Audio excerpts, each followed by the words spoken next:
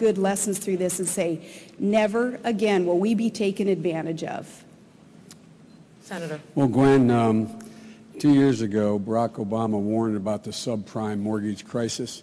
John McCain said shortly after that in December he was surprised there was a subprime mortgage problem.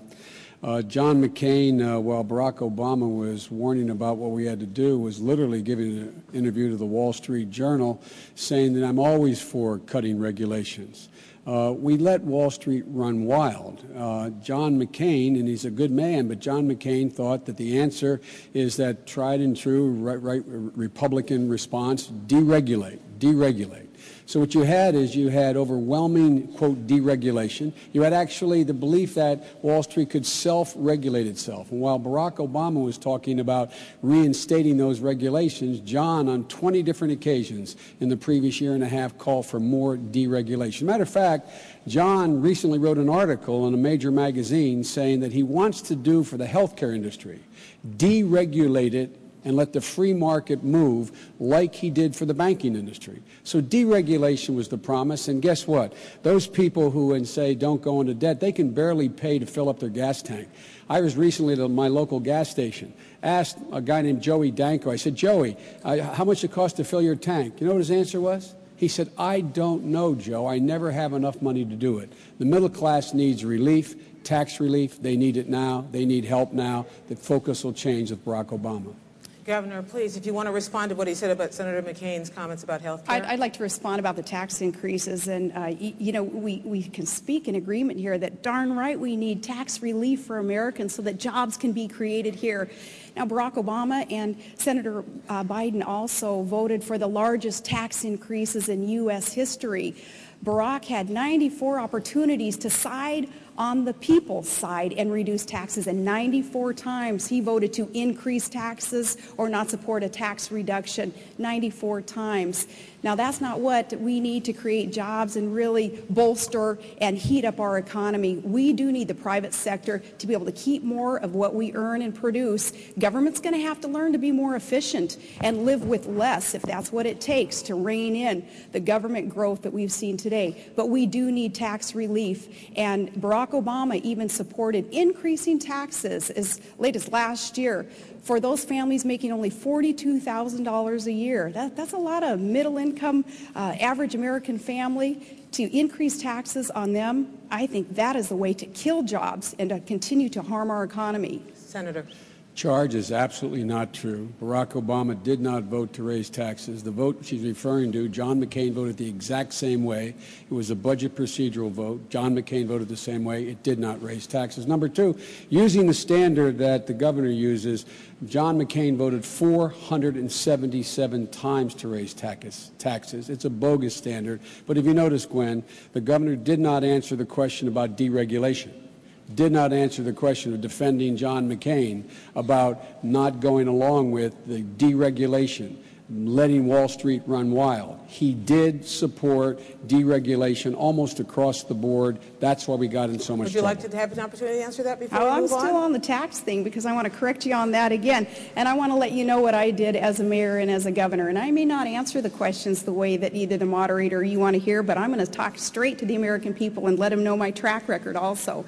As mayor, every year I was in office, I did reduce taxes. I eliminated personal property taxes and eliminated small business inventory taxes. And as governor, we suspended our state fuel tax. We did all those things knowing that that is how our economy would be heated up. Now, as for John McCain's adherence to rules and regulations and pushing for even harder and tougher regulations, that is another thing that he is known for, though. Look at the tobacco industry. Look at campaign finance reform. Okay, our time is up here. I'm going to move on to the next question.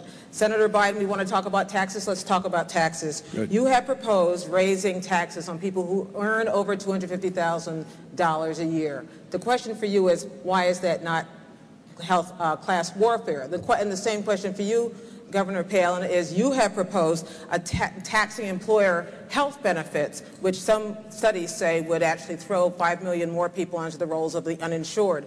I want to know why that isn't taking things out on the poor, starting with you, Senator Biden. Well, Gwen, where I come from, it's called fairness, just simple fairness.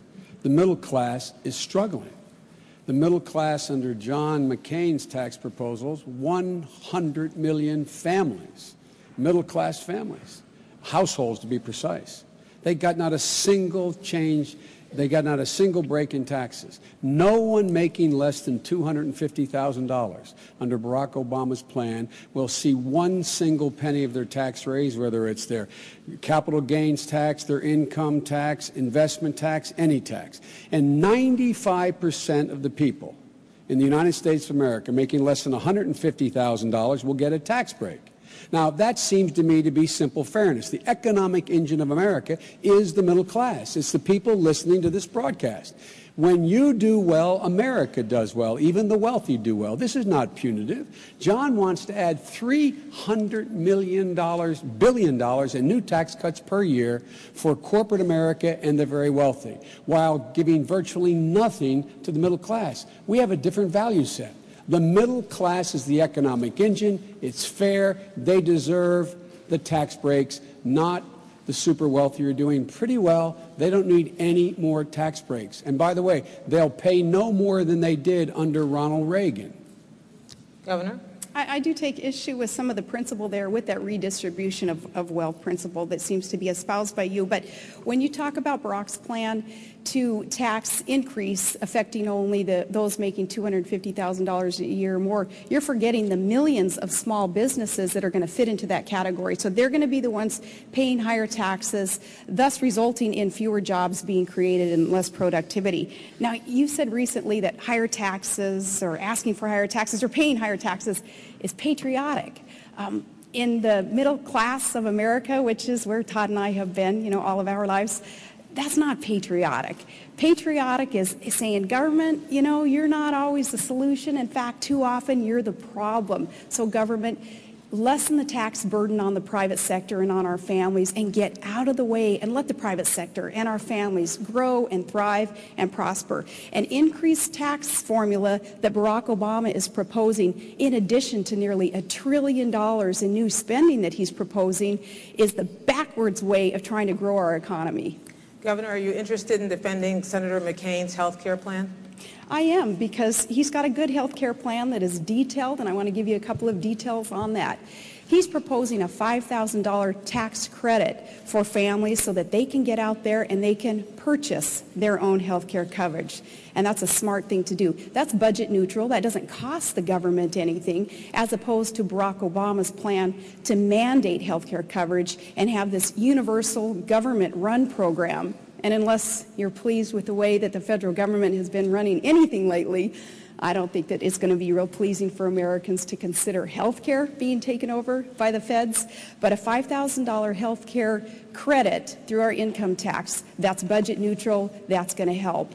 And he also wants to erase those artificial lines between states so that through competition, we can cross state lines. And if there's a better plan offered somewhere else, we'd be able to purchase that. So affordability and accessibility will be the keys there, with that $5,000 tax credit also being offered. Thank you, Governor. Senator? Gwen, I don't